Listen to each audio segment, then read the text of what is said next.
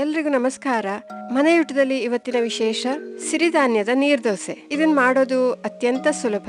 ಜೊತೆಗೆ ಎರಡು ಸಾಮಗ್ರಿ ಸಾಕು. ಹೆಚ್ಚಿನ ಸಾಮಗ್ರಿಗಳ ಅಗತ್ಯನೂ ಇದಕ್ಕಿಲ್ಲ. ಮಧುಮೇಹ ಅಥವಾ ಡಯಾಬಿಟಿಸ್ ನಿಂದ ಬಳಲ್ತಾ ಇರೋರು ಸಿರಿಧಾನ್ಯವನ್ನ ಬಳಸೋದು ಒಳ್ಳೇದು ಅಂತ ಹೇಳ್ತಾರೆ.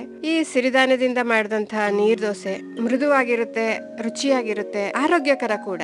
ಈ ನೀರ್ದೋಸೆ ಮಾಡೋದಕ್ಕೆ ನಾನು ಸಿರಿಧಾನ್ಯಗಳಲ್ಲಿ ಒಂದಾದ ನವಣೆ ಅಥವಾ ಫಾಕ್ಸ್ಟೈಲ್ ಮಿಲೆಟ್ ಅದನ್ನ ತಗೊಂಡಿದ್ದೀನಿ. ಇದು ಪಾಲಿಶ್ ರಹಿತ ಅಥವಾ ಅನ್ಪಾಲಿಶ್ಡ್ ನವಣೆ. ಈ ನವಣೆನ ಒಂದು ಪಾತ್ರೆಯಲ್ಲಿ ಹಾಕೊಳ್ತಾ ಇದ್ದೀನಿ.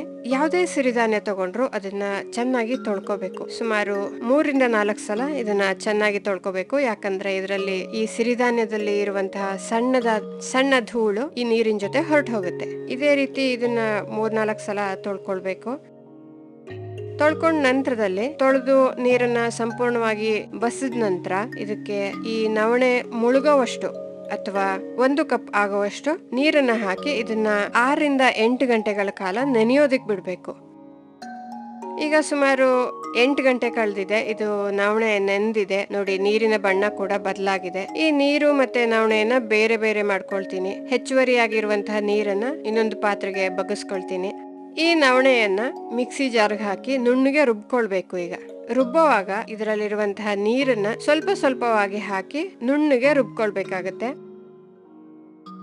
ನೋಡಿ, ನಾನು ಇದನ್ನ ನುಣ್ಣಗೆ ರುಬ್ಕೊಂಡಿದೀನಿ. ಅಕ್ಕಿ ನೀರ್ದೋಸೆಯನ್ನ ಮಾಡುವಾಗ ರುಬ್ಕೋತೀವಲ್ಲ, ಅದೇ ರೀತಿ ಇದನ್ನು ಸಹ ನುಣ್ಣಗೆ ರುಬ್ಕೊಳ್ಬೇಕು.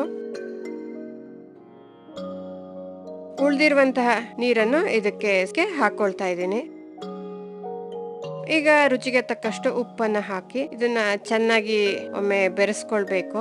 ಸುಮಾರು 1 ಕಪ್ ನವಣೆ ಅಥವಾ ಅಕ್ಕಿ ಯಾವ್ದು ತಗೊಂಡ್ರು ಅದಕ್ಕೆ 2-2.5 ಕಪ್ನಷ್ಟು ನೀರ್ ಬೇಕಾಗುತ್ತೆ.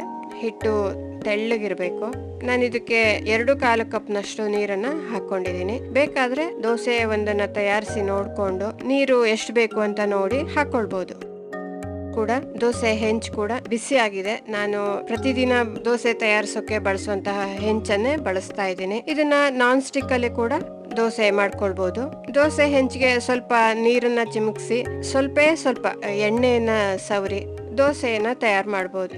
ನೀರ್ ದೋಸೆಗೆ ಯಾವುದೇ ರೀತಿ ಆಕಾರ ಇಲ್ಲ. ದೋಸೆ ತಯಾರಿಸಿದ ನಂತರ ಇದು ಬೇಯೋದಕ್ಕೆ ಹೆಚ್ಚಿನ ಸಮಯ ಕೂಡ ಬೇಕಾಗಿಲ್ಲ. ನೋಡಿ, ಹಾಕಿದ ತಕ್ಷಣ ಒಂದ್ ಕಡೆಯಿಂದ ಬೇಯ್ತಾ ಬಂತು. ಈಗ ಇದು ಸಂಪೂರ್ಣವಾಗಿ ಬೆಂದಿದೆ ಕೂಡ. 1-2 ನಿಮಿಷದ ನಂತರ ಇದರ ಅಂಚು ಅಥವಾ ಸೈಡ್ ಅನ್ನ ನಿಧಾನವಾಗಿ ಬಿಡಿಸ್ಕೊಳ್ತಾ ದೋಸೆಯನ್ನ ತುಂಬಾ ಸುಲಭವಾಗಿ ತೆಗೆದುಕೊಳ್ಬಹುದು. ಪುನಃ ದೋಸೆಯನ್ನ ತಯಾರಿಸುವಾಗ ಸ್ವಲ್ಪ ನೀರನ್ನ ಚಿಮುಕ್ಸಿ 1-2 ಹನಿಯಷ್ಟು ಎಣ್ಣೆನ ಸವರಿ ಪ್ರತಿ ಸಲ ದೋಸೆ ಮಾಡುವಾಗಲೂ ಹಿಟ್ಟನ್ನ ಚೆನ್ನಾಗಿ ಒಮ್ಮೆ ಬೆರೆಸಿ ಮೇಲ್ಗಡೆ ತಿಳಿಯಾದಿಂದ ಮಾತ್ರ ದೋಸೆಯನ್ನ ತಯಾರಿಸುವಂತದ್ದು. ಈ ದೋಸೆಗೆ ಮೇಲ್ಗಡೆಯಿಂದ ಎಣ್ಣೆ ಅಥವಾ ತುಪ್ಪ ಯಾವ್ದೊಂದು ಬೇಕಿದ್ರೂ ಹಾಕೊಳ್ಬಹುದು ರುಚಿಗನುಸಾರವಾಗಿ. ನಾನು ಅತ್ಯಂತ ಕಡಿಮೆ ಸಾಮಗ್ರಿಯಲ್ಲಿ ಇದನ್ನ ಮಾಡೋದನ್ನ ತೋರಿಸ್ಕೊಟ್ಟಿದ್ದೀನಿ. ಇದು ಗರಿ ಆಗ್ಬೇಕು ಅಂತ ಇದ್ರೆ ಈ ನೀರ್ ದೋಸೆಯನ್ನ ಸಣ್ಣ ಉರಿಯಲ್ಲಿ ಹಾಗೆ ಬಿಡ್ಬೇಕು. 2-3 ನಿಮಿಷ ಹಾಗೆ ಬಿಡೋದ್ರಿಂದ ಗರಿ ಆಗುತ್ತೆ. ನಂತರ ಇದನ್ನ ತೆಗೆದುಕೊಳ್ಬಹುದು. ಈ ದೋಸೆಯನ್ನ ಯಾವುದೇ ಚಟ್ನಿ, ಸಾಗು, ತರಕಾರಿ ಗೊಜ್ಜು ಯಾವ್ದ್ರ ಜೊತೆ ಆದ್ರೂ ತುಂಬಾನೇ ಚೆನ್ನಾಗಿರುತ್ತೆ.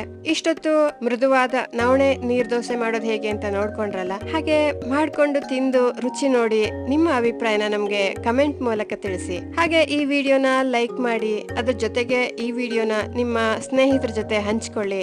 ಇಂಥದ್ದೇ ಸ್ವಾದಿಷ್ಟ ಅಡುಗೆಗಳನ್ನ ನೋಡೋದಕ್ಕೆ ಮನೆಯೂಟಕ್ಕೆ ಸಬ್ಸ್ಕ್ರೈಬ್ ಆಗಿ. ಇನ್ನೊಂದು ಅಡುಗೆಯೊಂದಿಗೆ ಮತ್ತೆ ಬರ್ತೀನಿ. ಅಲ್ಲಿವರೆಗೂ ನಮಸ್ಕಾರ.